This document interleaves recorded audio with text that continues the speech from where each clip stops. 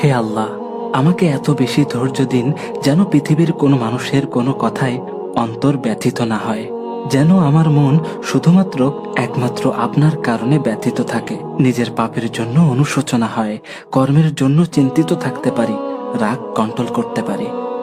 হে আমার রব, আমাকে এত বেশি ধৈর্য দিন যাতে লোকের কথায় অন্তর পড়ে গেলেও আমি আপনার পুরস্কারের আশায় হাসতে পারি। আমার খারাপ সময়টা যেন আমার জীবনে ভালো কিছু বয়ে আনে, নতুন করে বাঁচতে শেখায়।